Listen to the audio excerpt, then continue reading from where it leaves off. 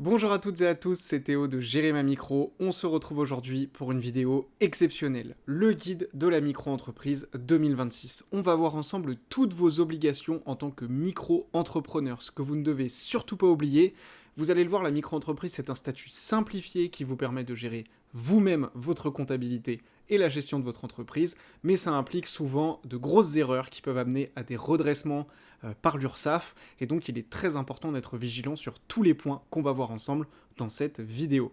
Si vous êtes sur cette vidéo, c'est sûrement que vous cherchez à mieux gérer votre micro-entreprise, que vous avez des questions, que vous avez un contrôle de l'URSSAF, et bien tout ça c'est ce que nous faisons chez Gérer ma micro. On vous aide à rester en conformité tout au long de la vie de votre micro-entreprise pour une petite fraction de votre chiffre d'affaires. Pour avoir tous les renseignements sur gerermamicro.fr, vous pouvez créer votre compte avec le lien qui est dans la description de cette vidéo. C'est gratuit, vous recevrez nos conseils et cela vous permettra de découvrir à votre rythme l'accompagnement de Gérer ma micro. Alors tout d'abord, on part de la base, c'est quoi une micro-entreprise? Alors vous le savez déjà sans doute, une micro-entreprise, c'est une forme d'entreprise simplifiée. Elle est idéale pour lancer votre activité, quelle que soit votre activité. Il y a énormément d'entrepreneurs qui commencent par créer une micro-entreprise, puisque c'est vraiment la forme juridique la plus simple. Vous n'avez pas de charges à payer et de cotisations sociales à payer si vous ne faites pas de chiffre d'affaires, donc ça c'est un gros avantage. Et la création d'une micro-entreprise, elle est complètement gratuite, elle se fait sur le guide des formalités des entreprises de l'INPI, donc directement sur le site de l'INPI. Donc on voit que c'est vraiment une forme simplifiée d'entreprise. Alors attention, parce qu'évidemment, il y a des obligations que vous devez gérer vous-même, et si vous le faites mal, vous êtes très susceptible d'avoir un contrôle de l'URSSAF ou un contrôle fiscal pour vérifier que vous avez bien tout déclaré, que vous avez tous les documents conformes, et si ce n'est pas le cas, vous paierez des amendes, tout simplement, et des redressements, et des majorations de retard, et donc il est très important de bien faire les choses, c'est pour ça qu'on accompagne de nombreux entrepreneurs grâce à Gérer ma micro. Alors, quand vous avez une micro-entreprise, donc vous avez créé votre micro-entreprise sur le guichet des entreprises de l'INPI, vous allez recevoir des identifiants pour votre compte auto-entrepreneur.ursaf.fr. C'est via cette plateforme et via ce compte que vous allez déclarer votre chiffre d'affaires tous les 1 à 3 mois pour payer des cotisations sociales. Donc faites attention à bien avoir avec vous tout au long du développement de votre activité tous les documents obligatoires comme le livre des recettes par exemple, et attention aux pièges lorsque vous déclarez votre chiffre d'affaires. Si vous nous rejoignez chez Gérer ma micro, on vous accompagne et on vérifie que vous faites tout comme il faut. Alors on peut se demander concrètement, mais à quoi ça ressemble vraiment de déclarer son chiffre d'affaires sur le site de l'URSSAF, en fait, qu'est-ce qui se passe en fait derrière, tout simplement? Eh bien, je vous ai préparé tout simplement des captures d'écran pour vous montrer exactement comment ça se passe. Ce sont des captures d'écran qui viennent du site auto-entrepreneur.ursaf.fr. Donc vous le voyez, vous avez ici eh bien des déclarations si vous déclarez tous les 3 mois avec une date et une date d'exigibilité, donc il est obligatoire de le faire avant cette date. Donc vous avez ce créneau-là, si vous voulez, pour déclarer votre chiffre d'affaires du trimestre précédent. Et ensuite, eh bien, prenons un exemple très concret. Ici, j'ai déclaré un chiffre d'affaires de 784 € à l'URSSAF. L'URSSAF a automatiquement calculé le montant total des cotisations et des contributions, avec un peu de CFP de 2 €, donc je dois payer au total 195 €. Et donc, une fois que vous déclarez votre chiffre d'affaires sur le site auto-entrepreneur.ursaf.fr, l'URSSAF calcule automatiquement et immédiatement le montant des cotisations que vous devez payer, et vous pouvez soit faire un virement, soit faire ce qu'ils appellent un télépaiement pour payer tout de suite le montant de vos cotisations.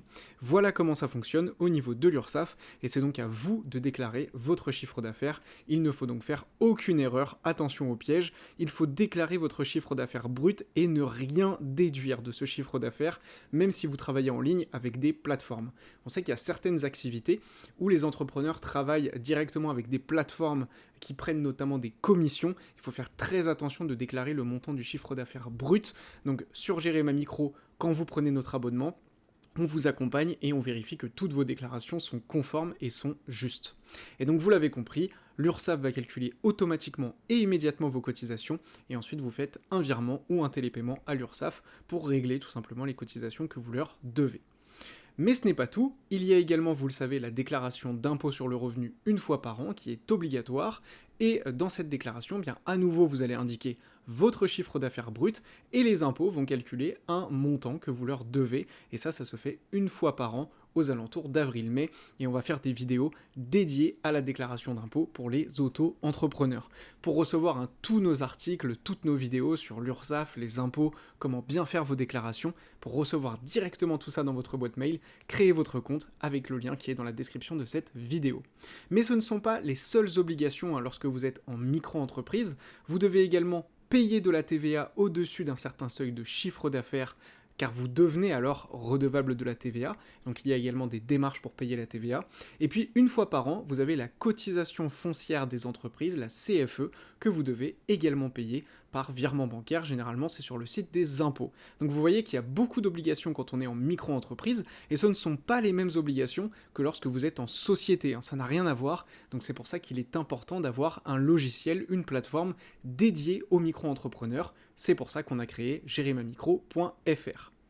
Alors, on a également ici un exemple de document qui peut vous être fourni par l'URSSAF directement, qui vous donne un récapitulatif de votre chiffre d'affaires, et c'est ce montant de chiffre d'affaires que vous allez devoir reporter sur le site des impôts pour le calcul de votre déclaration d'impôt sur le revenu, tout simplement.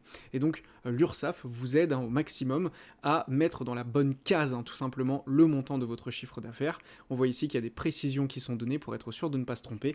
On vous accompagne là-dessus en détail sur Gérer ma micro.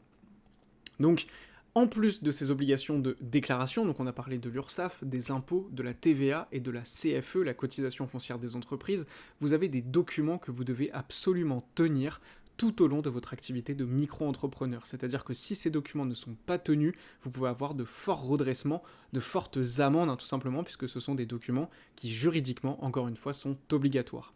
Tout au long de votre activité, vous devez tenir un livre des recettes qui va récapituler tous les encaissements que vous avez eus en lien avec votre activité de micro-entrepreneur.